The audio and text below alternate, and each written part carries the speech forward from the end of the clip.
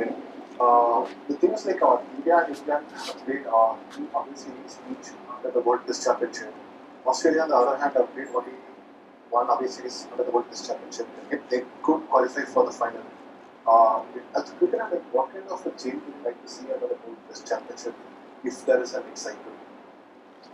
Look, from the top of my head, I can't really think of anything that I can really gather my thoughts on now. But yeah, there is a the challenges were a little unusual this time because of COVID and all that. Some teams had to pull out, some series were not happening, so they had to like live with what was there and try and push for percentages and all that. It is, I mean, Australia not going to South Africa just made a little bit of a status quo, which made New Zealand qualify and all that. But yeah, we are in strange times, so I think we'll have to accept what's there and at least be happy for playing the game.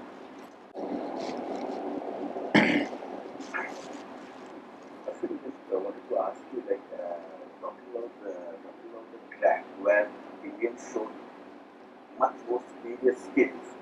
Do you think a time has come when people like the Indian side or the Australian side, they need to accept that probably the skills counted these kind of tracks is pretty less in them, like the kind of talk that is there on the outside that there were 200, 350 from the Indian team, 600 runs, 180 overs of batting.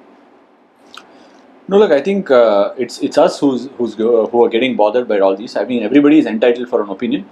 Whoever is giving their opinion are totally well within their rights to give their own opinion. I think it's us who are reading into it and seeing if it's working or not. So I think as a cricketing fraternity or as a country dealing with such sort of accusations needs to get a little better. We must just hold pride of saying how we are playing good cricket. And obviously, test matches are won over a period of time. You play a lot of overs and you win a test match. So when people give their opinions, I'm completely fine with how they have their opinions, because we'll also have our opinions reserved when we tour abroad.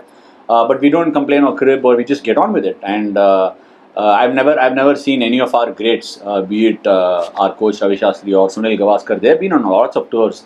I've never seen them talk about pitches having a lot of grass or all these things. It's never happened. So I think it's more of a mentality. When people come out with such opinions, we should respect them. But I think we should, be able to magnanimously deflect them away from what they want to say.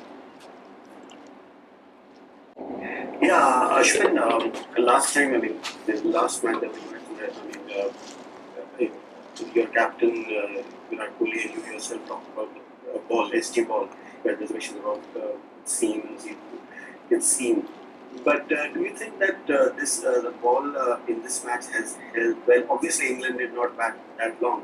And if you play the pink ball test next. So how was the pink ball when India last played in India? Okay, the same question for ball was raised yesterday. The last time I was here as well. So I did mention the seam of the ball held up pretty fine this game. I thought the pitch was really hard the last game. Like, I mean, hard meaning hard. It had been probably prepared for a year, so it was that hard. Such that I think the ball seam started to wither away. But this game it held on pretty well.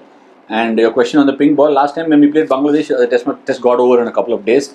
Very little sample size. We've only played 2 days of pink ball cricket in India. In all, we just played 2 test matches of pink ball cricket. It's too premature to be able to talk about the ball. The challenges it brings, everybody knows what sort of challenges it brings. We'll need to be able to embrace it and get on with it. Som has sent the question on WhatsApp. It is about how you set up Ben Stokes in both the innings, and how you've had success over him. That's about fans on social media? No, the person before that. Oh, okay. So yeah, with Ben, I mean, obviously, we all know that what a fine player he is. I think it's more about trying to change angles on this pitch. There was a lot of deviation from the surface.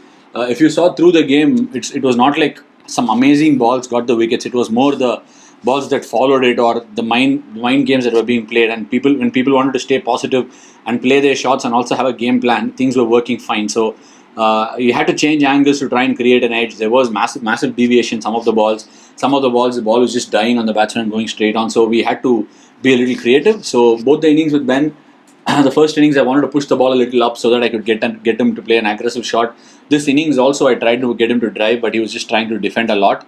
So I thought because he was defending, I can use the drift. There was a bit of cross breeze, so I changed my loading up and tried to drift it back in. A a non-turning ball on this pitch could be the more deadly one. So that's how he got out. Hi Ash, you were talking to Kuldeep Yadav and Akshay Patel a lot during in the middle.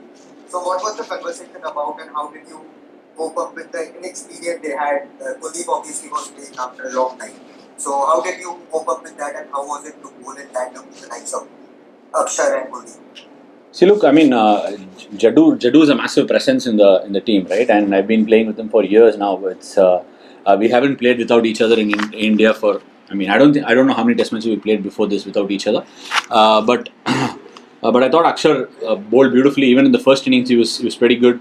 The second innings, he got his rewards, and I thought both ends. One of the end was a touch slower than the other end. The other end had a little bit more, pace from the pitch. The other side where I was bowling from was a lot more slower.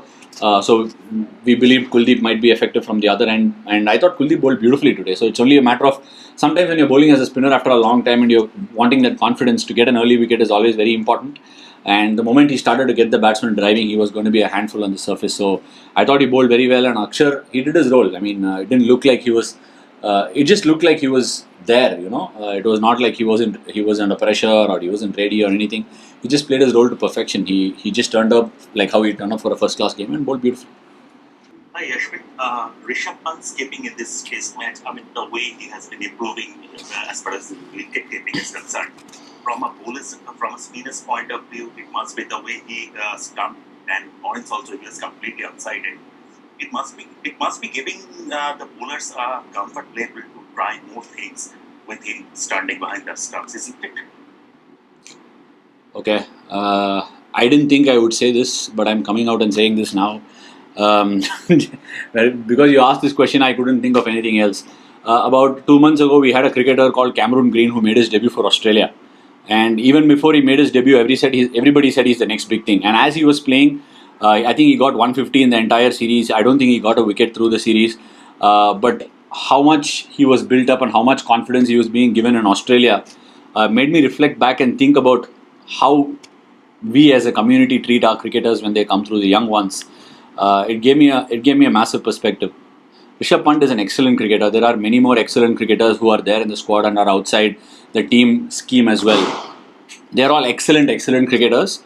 We believe they're excellent, and that's why they end up playing for the country. And when they play for the country, it almost gets like to a point where we feel like we are searching for what's wrong with them. Rishabh Pant was always going to be a good cricketer. He was always going to improve. Only if we back them in such a way that they can improve, they will improve faster. But if you're going to find those loopholes and faults, cricketers are going to, take that much more longer. So I think it's a more of a mindset issue for us. And I think as a community, we should be able to embrace how good a cricketer is, how much we can see a lot of positives, but when we tend to choose to see a lot of negatives. So if we can see a lot more positives, I think we'll see a lot more champion cricketers. I just wanted to know if you had any dreams of playing in the T20 World Cup this year, considering you were in good form in the IPL and you've been in form of late also. Look, dreams are what you have when you're really young, right? And you're thinking of what's going to come in front of you. But for me, it's very realistic. It's not a dream. But I mean, look, the space I am in right now is that I'm enjoying whatever I'm doing on a day-to-day basis. It's been more on the process. It's been about what, how, and when, rather than this, that, and there. That's something which can make you chase and make you desperate. There are a lot of cricketers who've done very, very well for India in different formats of the game over the last couple of years. I've been out of the team for the last 3 years of the white ball format, but every time I've gone on to get an opportunity in the IPL, I've put a very earnest attempt and contributed in whatever way I can. If the team deems it fit, and obviously I will think I'm good enough, but if I get my opportunity, I'll give it my best crack.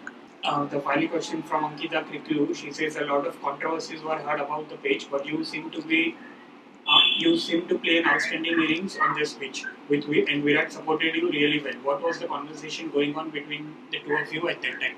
First things first, Virat was playing very well. I went and supported him. It was not the other way around.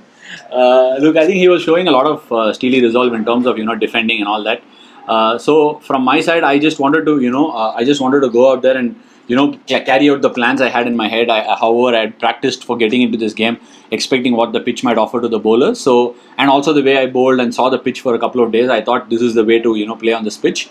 I played with a little bit of counter-attacking streak when I went in. So once I got in, then I sort of understood the pace of the pitch and knew what can be done, what cannot be done. And look, if you look at the pitch, if you look at what's happening on a ball-to-ball basis, how the batsman is getting beaten, then you would think it's venomous. But if you look at all the 40 wickets that fell in this game, you can probably count the balls that actually climbed and took the glove and went up in the air as probably 3 or 4 max.